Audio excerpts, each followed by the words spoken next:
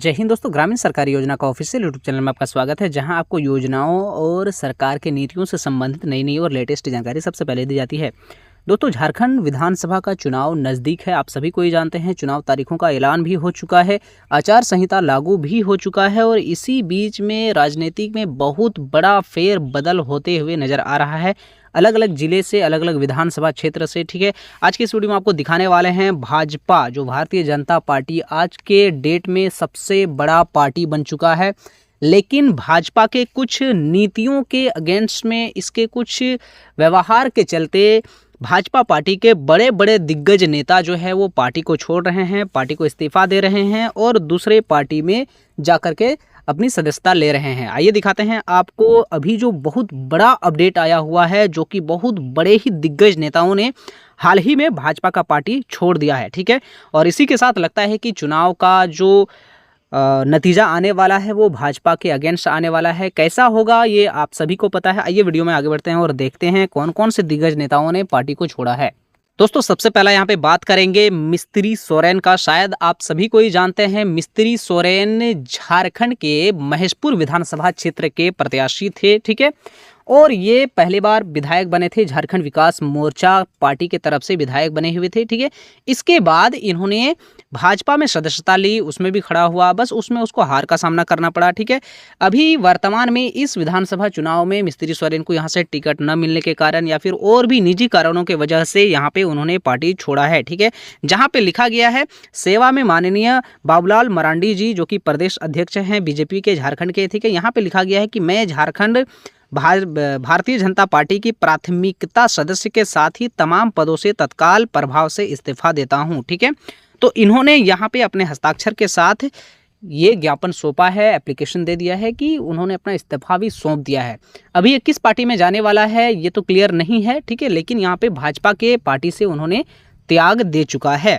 दोस्तों, इसी प्रकार डॉक्टर लुइस मरांडी, जो कि पूर्व में मंत्री भी रह चुके हैं हमारे झारखंड के। ठीक है, भारतीय जनता पार्टी के तरफ से ही ये विधायक एक बार बनी थी, जो कि दुमका विधानसभा क्षेत्र से बिलोंग करती है। ठीक है, और उन्होंने बहुत ही ऐतिहासिक जीत भी दर्ज किया था अपने कार्यकाल में, और उस टाइम वो मंत्री भी रह चुकी थी। ठीक है, तो इन्होंने यहाँ पे आवेदन लिखा है, किसको, देखो यहाँ पे प्रदेश अध्यक्ष झारखंड को। ठीक है, जो कि भाजपा पार्टी के हैं।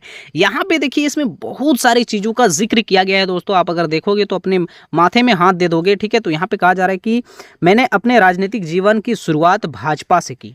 मतलब डॉक्टर लुइस मरांडी ने जो अपने राजनीतिक जीवन की शुरुआत किया था वो बीजेपी पार्टी से ही किया था। आज तकरीबन 24 साल बीतने को है।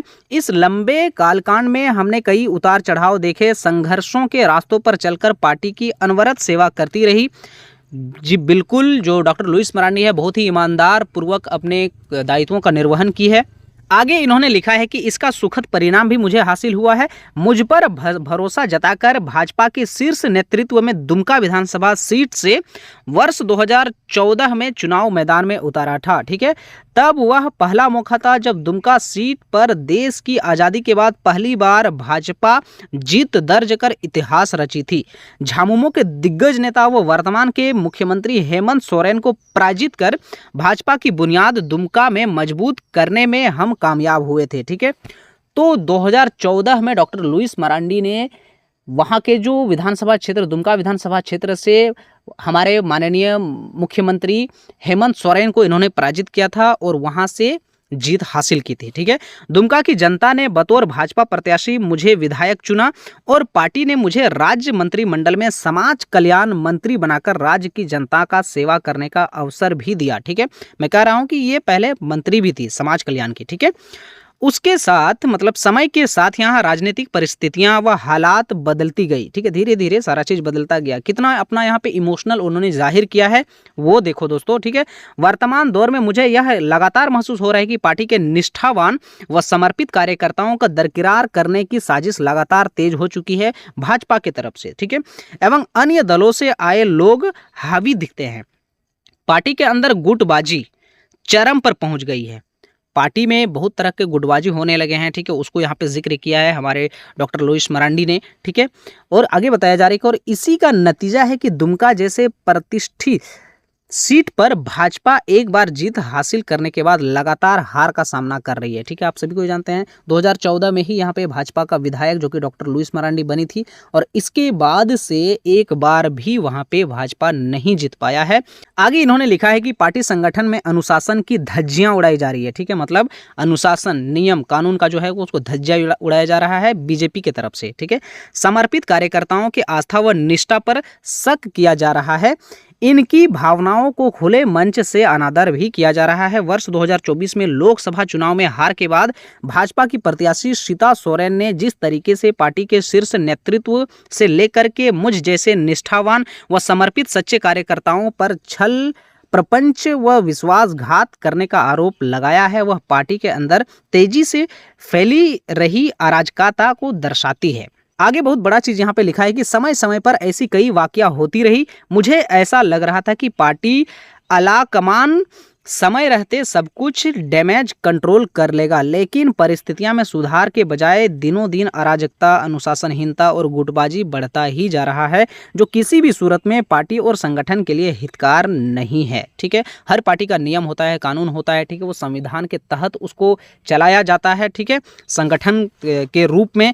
लेकिन यहाँ पे डॉक्टर लुईस मरांडी ने लिखा है कि ये सारे चीज को बीजेपी द्वारा अभी धज्जियां उड़ाया जा रहा है। ठीक है, आगे यहाँ पे और भी बहुत बड़ा चीज लिखा है। कुछ लोग साजिशन पार्टी के अंदर के आंतरिक प्रजातंत्र का गला घोंटने पर भी आमादा है। पार्टी के अंदर चल रही ऐसी षड्यंत्रकारी गतिविधियों से मन काफी उद्वेलित और आहत है। आगे डॉक्टर लुईस मरांडी ने कहा है कि मुझे 2024 के विधानसभा चुनाव की तैयारी दुमका से करने व चुनाव लड़ाने का हर संभव भरोसा दिया गया था पार्टी की तरफ से। ठीक है, कि आपको इस बार टिकट मिलेगा, आप फिर से वहां पे चुनाव लड़ोगे। मैं इस भरोसे को ध्यान में रखकर न सिर्फ चुनाव की तैयारी में दिन रात जुटी रही, बल्कि पार्टी स्तर पर दिए जा रहे तमाम दायित्वों का निर्वहन पूरी निष्ठा से कर रही थी। ठीक है, वह संगठन की मजबूती के लिए काम कर रही थी।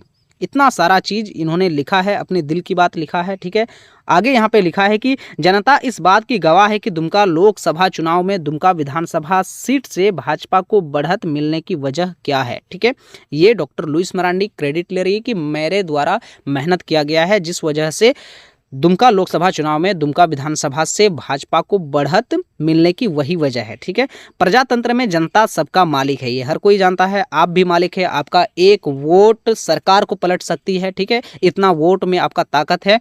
मेरे साथ साथ दुमका के जनमानस की भी यह अपेक्षा थी कि मैं दुमका विधानसभा से चुनाव लड़ूं। महिलाओं को मान सम्मान दिलाने वाली भाजपा का शीर्ष नेतृत्व आखिर किस वजह से एक महिला को टिकट से वंचित कर रही है। ये देखिए यहाँ पे इतना बड़ा बात इन्होंने लिखा है। ठीक है, कि महिलाओं को मान सम्मान देने वाली भाजपा का शीर्ष नेतृत्व आखिर किस वजह से एक महिला को टिकट से वंचित कर रही है, यह समझ से परे हैं।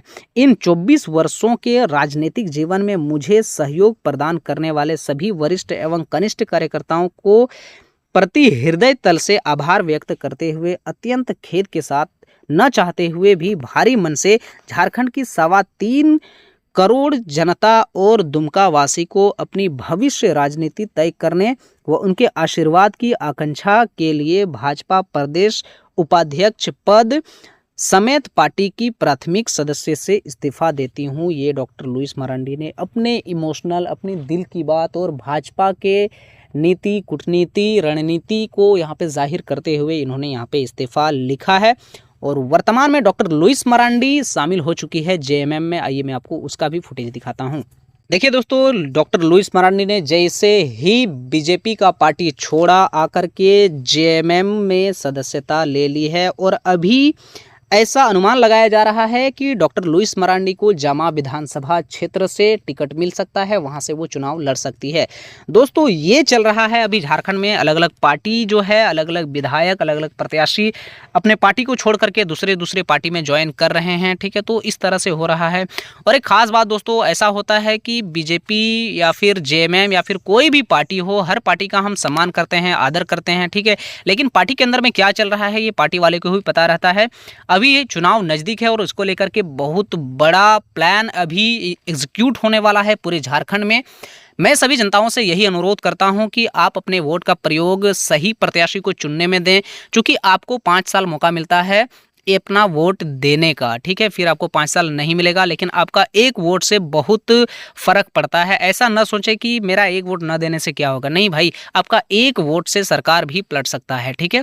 तो अपने वोट की ताकत को समझें और अपने सही प्रत्याशी को चुनें। आपको क्या लगता है, आप अपना राय हमें कमेंट करके बता सकते हैं कि अगला जो सरकार बनने वाला है वो कौन से पार्टी का बनेगा।